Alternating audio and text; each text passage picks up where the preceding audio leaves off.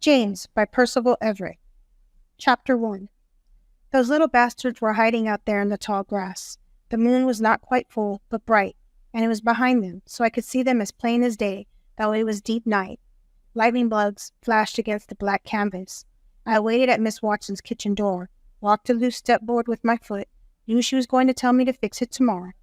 I was waiting there for her to give me a pan of cornbread that she had made with my Sadie's recipe. Waiting is a big part of a slave's life. Waiting and waiting to wait some more. Waiting for demands, waiting for foods, waiting for the ends of days, waiting for the just and deserved Christian reward at the end of it all. Those white boys, Huck and Tom, watched me. They were always playing some kind of pretending game where I was either a villain or prey, but certainly their toy. They hopped about out there with the chiggers, mosquitoes, and other biting bugs, but never made any progress towards me. It always pays to give white folks what they want. So I stepped into the yard and called out into the night, "Who dat there in the dark like that?" They wrestled clumsily about, giggled. Those boys couldn't sneak up on a blind and deaf man while a band was playing. I would rather have been wasting time counting lightning bugs than bothering with them. I guess I just gonna sit these old bones down on this here porch and watch out for that noise again. Maybe there be some old demon or witch out there. I'm going to stay right here where it be safe. I sat on the top step and leaned back against the post. I was tired, so I closed my eyes. The boys whispered excitedly to each other, and I could hear them, clear as a church bell. "Is he sleep ready?" Huck asked. "I reckon so." I heard. "Can fall asleep just like that," Tom said and snapped his fingers. "Shh," Huck said. "I say we ties him up," Tom said. "Tie him up to that porch post what he's leaning against." "No," said Huck. "What if he wakes up and makes a ruckus? Then I gets found out for being outside and not in bed like I supposed to be." "Okay, but you know what? I need me some candles. I'm gonna slip into Miss Watson's kitchen and get me some." "What if you wake up Jim?" "I ain't gonna wake nobody. Thunder can't even wake a sleeping. Don't you know nothin'? Thunder nor lightning nor roaring lions? I hear tell for one that slept right through an earthquake." "What you suppose an earthquake feels like?" Huck asked. "Like when your pa wakes you up in the middle of the night." The boy sneaked awkwardly, crawled knees over fist, and none too quietly across the complaining boards of the porch and inside through the Dutch door of Miss Watson's kitchen. I heard them in there rifling about, opening cabinet doors and drawers. I kept my eyes closed and ignored a mosquito that landed on my arm. "Here we go," Tom said. "I'm going to just take 3. "You can't just take an old lady's candles," Huck said. "That's stealing. What if they blame Jim for that? Here, I'll leave her this here nickel. That's more than enough. They won't suspect no slave. Where a slave gonna get a nickel? Now let's get out of here before she shows up." The boys stepped out onto the porch. I don't imagine that they were hardly aware of all the noise they made. "You should have left a note, too," Huck said. "No need for all that," Tom said. "Nickels plenty." I could feel the boy's eyes turn to me. I remained still. "What you doing?" Huck asked. "I'm going to play a little joke on old Jim." "You gonna wake him up is what you gonna do. Hush up." Tom stepped behind me and grabbed my hat brim at my ears. "Tom," Huck complained. "Shh." Tom lifted my hat off my head. "I just gonna hang this old hat on this old nail." "What's that supposed to do?" Huck asked. "When he wakes up, he gonna think a witch done it. I just wish we could be round to see it."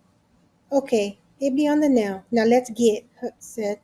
Someone stirred inside the house, and the boys took off running, turned the corner in a full gallop, and kicked up dust. I could hear their footfalls fade. Now someone was in the kitchen at the door. "Jim?" It was Miss Watson. "Yes'm. Was you sleep?" "No, ma'am. I is a mite tired, but I ain't been sleepin'." "Was you in my kitchen?" "No, ma'am." "Was anybody in my kitchen?" "Not that I seen, ma'am." That was quite actually true, as my eyes had been closed the whole time. "I ain't seen nobody in your kitchen." "Well, here's that cornbread. You can tell Sadie that I like her recipe. I made a couple of changes, to refine it." "Yes'm, I shall tell her." "You seen Huck about?" she asked. "I seen him earlier." How long ago?"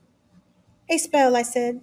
"Jim, I'm going to ask you a question now. Have you been in Judge Thatcher's library room?" In his what? His library. You mean that room with all them books? Yes. No, missums.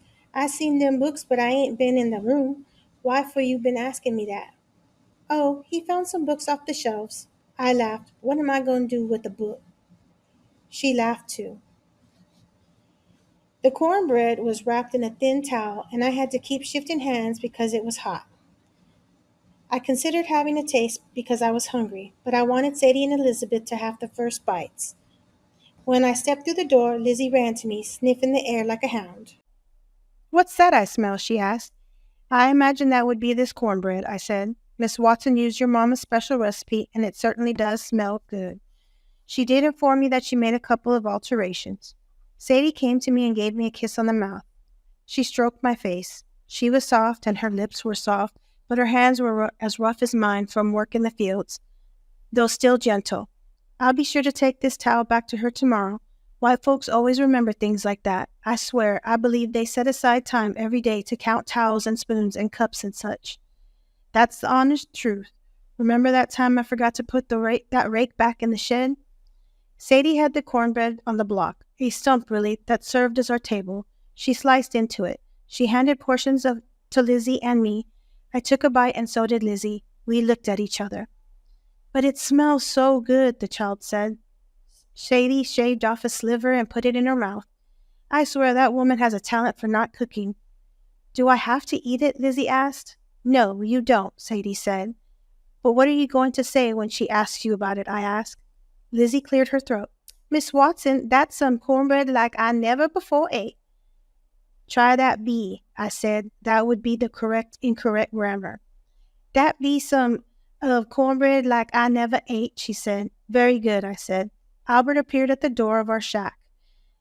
James, you coming out? I'll be there directly. Sadie, do you mind? Go on, she said.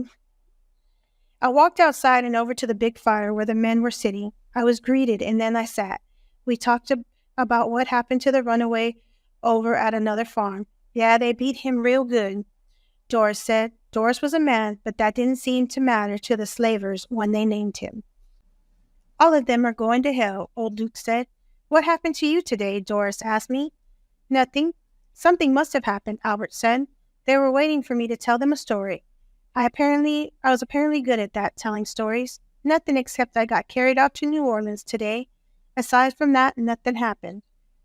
You what? Albert said. Yes, you see, I thought I was drifting off into a nice nap about noon, and the next thing I knew, I was standing on a bustling street with mule-drawn carriages and whatnot all around me. You're crazy, someone said. I caught sight of Albert giving me the warning sign that white folks were close. Then I heard the clumsy action in the bushes, and I knew it was those boys. Like I say, I first found my hat up on the nail. I ain't put that there, I say to myself. How'd that hat get there? And I knew 'twas witches what done it. I ain't seen 'em, but it was them. And one dem witches, the one who took my hat, she sent me all the way down to New Orleans. Can you believe that? My change in diction alerted the rest to the white boy's presence. So my performance for the boys became a frame for my story. My story became less of a tale as the real game became the display for the boys. You don't say, Doris said. Them witches ain't to be messed with. You got that right, another man said. We could hear the boys giggling. So there I was in New Orleans, and guess what? I said. All of a sudden, this root doctor came up behind me. He says, what you doing in this here town? I tells him I ain't got no idea how I get there. And you know what he says to me? You know what he said? What'd he say, Jim? Albert asked. He said, Jim, be a free man. And he say, I ain't nobody gonna call me no ever again. Lord have mercy, Skinny, the farrier shouted out.